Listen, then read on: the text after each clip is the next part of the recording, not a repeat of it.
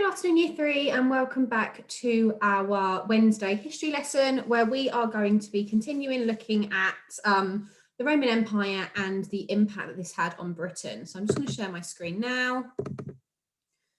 Okay, so to get us started, first 3 questions I've got. What was your favourite Roman god and why? How did they make weapons in the Iron Age? And what was Boudicca's revolt? Why did she revolt? So have a little bit of a think now. Some of these are questions that haven't got a right or wrong answer, especially the first one. It's all an opinion.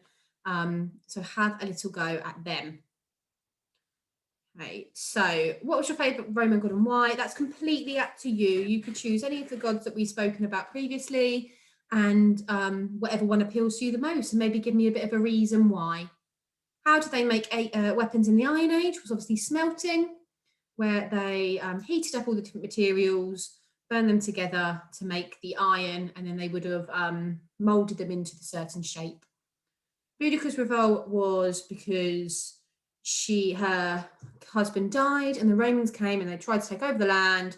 So Boudicca then fought the Romans, didn't she? And she lost. So after Boudicca's failed revolt, the Romans were careful to make sure that the Celts never had the opportunity to rise against them again. As time went on, the Celts gradually adopted the Roman customs and ways of life, and they began to think of themselves as Romans too. What do you think daily life would have been like in Roman Britain? Okay, what we're going to do now is have a little look at some picture cards, and I want you to think about what they tell you about daily life in Roman Britain.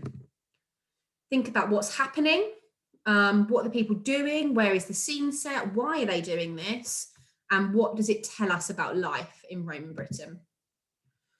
So we've got one here where people seem to be building something. Might have a prediction about what they're building. They seem to be using a lot of sort of manpower rather than machinery and tools. They're using animals to help them as well. Oops. There we go. This one here, might tell us a little bit about Roman towns. Have a little think about that one. Oh, what's going on here? They seem to be having a bit of a fight. Seems to be a bit of a football stadium. Does that tell us anything? Do you know what one of these is called? What are they doing? Okay, so here we've got some people look like they're in a swimming pool. Do we know anything about this already? We might have briefly touched on this before. Have a little think. What do you think they're building here? They're clearly building something. What do you think it might be? Here, what do we think this is? Is it a restaurant? Is it a house? Is it a museum? What do you think? Another one here. Okay, what we're going to do now is have a very quick look at this video. So what I'm going to do, I'm going to stop sharing and I'm going to share the link that I've just got up. And I'm just going to share my sound as well, so you are able to see it. So let me share that. Oops. Let me just share my sound so you can hear what I can see. I'm just going to stop my video just so you can completely see the video.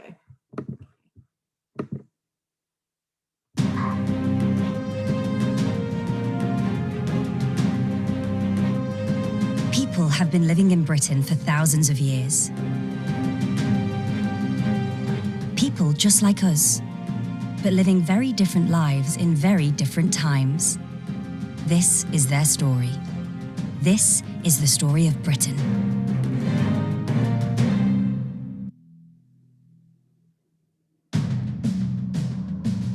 It is 1,800 years ago.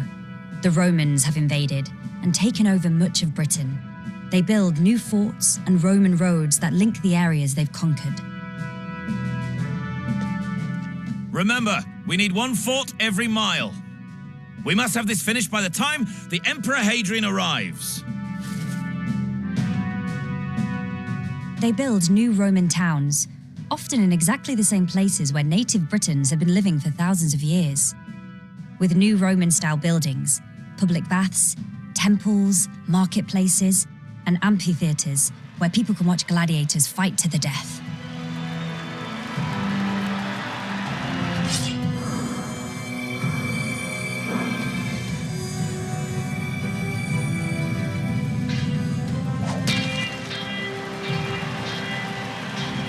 Yeah! Yeah! Yeah!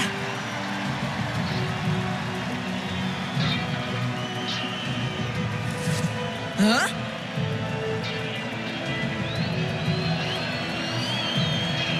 Oh no! My father's military scarf!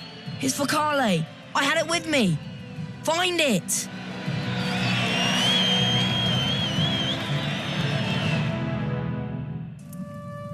In rich people's homes, slaves look after underfloor heating to keep out the chilly British weather. Now make sure my birthday invitations are all delivered today. Shame father will miss the party. Ouch! Look at me, Quintus. I'm Dad. I'm a Roman commander fighting those barbarians. You can't be a Roman commander, Cornelia. Girls aren't allowed to join the army. That's not fair. I want to fight. Father's not fighting at the moment. He's building a wall. For Emperor Hadrian. In Rome? No, here in Britannia, up north. But he's been gone for ages. Well, it's a very long wall. Hadrian's Wall in northern Britain is built to mark where the Roman Empire ends and what the Romans call barbarian territory begins. It stretches right across the country from coast to coast. As well as Hadrian's Wall, the Romans build roads, forts, and even towns across the country. But building is expensive. To cover the costs, the people are made to pay the Romans a tax, whether they like it or not. Pay the tax. This wall wasn't built for free, you know. Education is also expensive, so well-off families have slaves to teach their children. 26, at 13. Father will be so angry with me when he finds out his focale has been stolen. You must put a curse on the thief. The goddess Sulis will deal with him. I call upon the most holy goddess, Sulis, to curse the thief who has stolen my father's focale and not allow him food or sleep until the scarf is returned. Curses are written as a way of getting revenge and are thrown into the sacred springs. The Romans believe the power of the water goddess lives there and she will carry out the curse.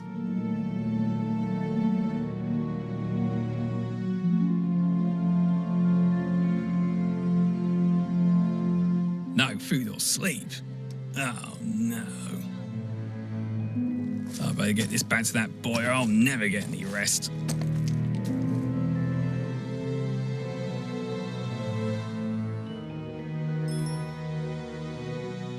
Just a moment, that's your father's military scarf.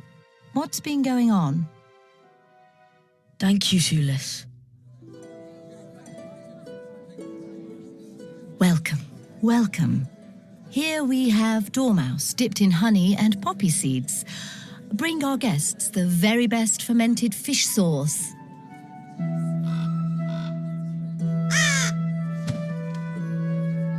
Thank goodness the heating's on. Dad! Here's your scarf. I've looked after it really carefully. Seems like I arrived just in time. Ah, just what a man needs after working hard for the Roman Empire. Peter, where is the Roman Empire? Good question. Well, we're part of it here. It stretches all the way from Hadrian's Wall, right the way down to southern Britannia, then right across to Italia and beyond, and down as far as Egypt. That's a big empire. Yes, it is a very great empire. I reckon it'll last forever. Okay, so I'm going to stop sharing there. If I start my video again. So what I'm going to do now, hopefully you've managed to get some really interesting facts and have a bit of a better understanding about what life was like during Roman Britain and the Roman Empire. So linking back to the pictures that we looked at previously, we had this one, didn't we? Now this is a Roman town. Now the Romans built Britain's first towns, and streets were created in orderly straight lines. In the middle, I'm just going to move myself up here so you can see all of it. There we go. In the middle was a square called the Forum. Here, news was announced, markets selling fruits, vegetables, and other goods were set up, and business deals were made. Roman towns had two main roads, one running north-south and the other east-west. Roman roads, just like their streets, were as straight as possible so that they could travel to wherever they were going to quickly. They made slopes on either side of the road so that when it rained, the water could drain away and not make the road too muddy to travel. The Romans built around 9,000 kilometres of roads throughout Britain. They built aqueducts, and they were able to transport water around the cities and towns, and they were powered by gravity and were the only system of its kind until modern times. They built secure walls, bridges, and dams. They were also the first people to create central heating and indoor plumbing. Now, the Romans even had flushing toilets, although they didn't have toilet paper. So instead, they would use a sponge on a stick. The Romans built public baths all over Britain. People went to wash and bathe there, but they were also popular places to spend leisure time and meet friends. They were very luxurious. There were mirrors on the walls, the pools were lined with marble, and the floors were decorated with detailed mosaics.